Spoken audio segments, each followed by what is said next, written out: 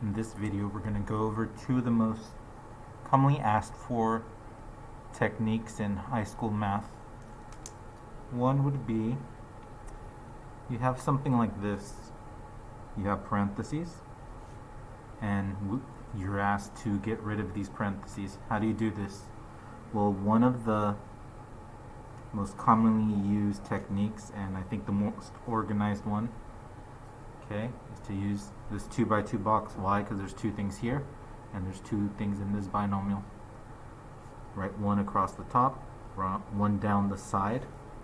X times x goes with this square, that's x squared. X times 8 is 8x. 4 times x would make up this box, that's 4x. 4 times 8, meet up over here in the bottom right, that's 32. You now have four different answers, which you can write next to each other sideways, with the biggest exponent to the left, then your regular variables, then your numbers. These two can combine into 12x. And notice we have gotten rid of the parentheses because we have multiplied a binomial times a binomial and have been able to make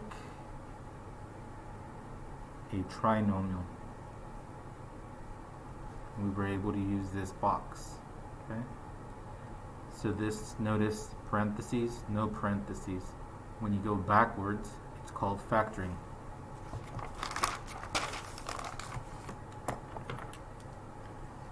For example, let's say that you are given, so we're going to have to factor this one, x squared plus 10x plus 16. How do I do this? Well, we had a box, just like in video games, which video game console is something box, isn't it? It's X box. You're going to use a big X. The top is for multiplying, the bottom is for addition. If you want to do it the other way, just keep track of which one is which. This one goes with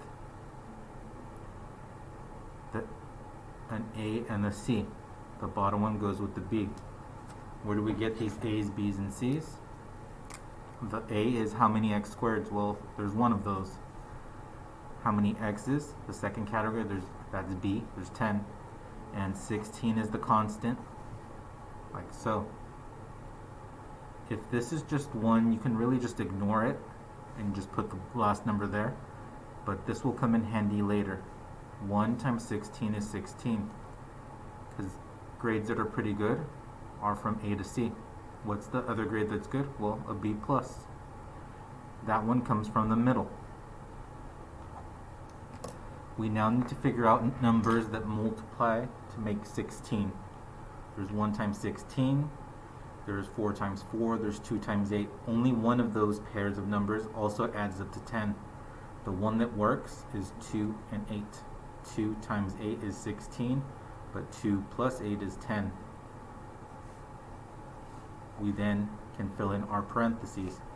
Factoring when you don't have parentheses, and then you make some parentheses by chopping it up into different chunks. The trinomial gets chopped up into two different binomials.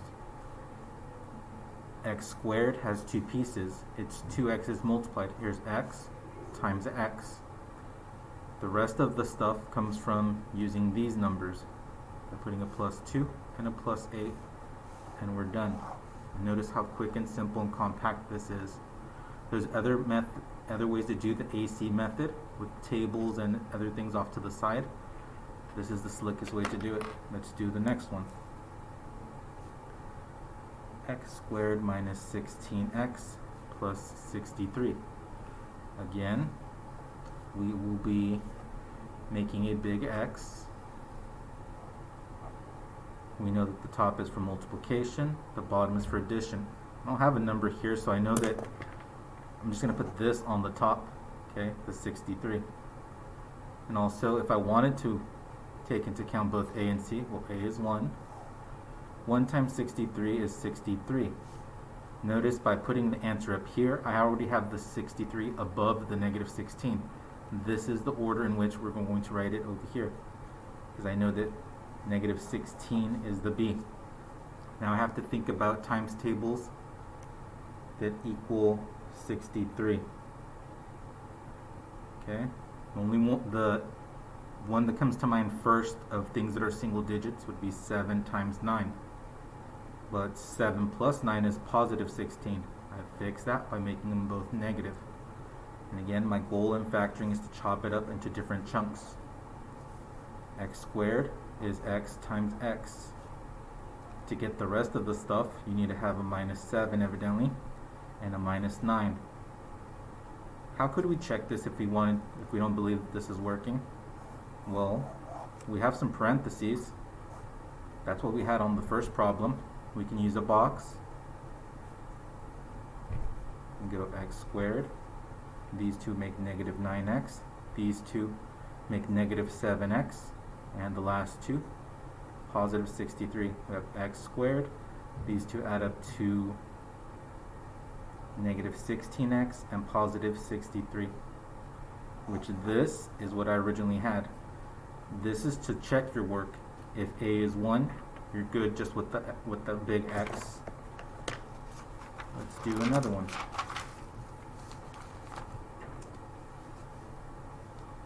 Actually, I'm going to leave this one for you, and in the comment and my description, I'll be putting what the answer is, so don't look at that and leave it minimized until you have tried this one out. Scratch this, not this one. X squared plus 8x minus 33. Okay, pause the video now so that you can try to fill in the x. If you did pause the video, you'd know, okay, you thought to yourself, okay, there's x and there's a multiplication, there's an addition. The multiplication goes with negative 33, the other one is an 8. Okay, can you finish the problem? Remember, you're factoring this, which means I need to get some parentheses, and the answers to what goes in the parentheses will be in the description.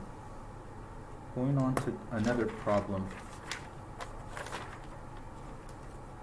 Let's say that instead, so problem number 4, we had something like this. Notice there's still 3 things, but there's a bunch of different kinds of exponents. We only saw a little 2 on the other problems.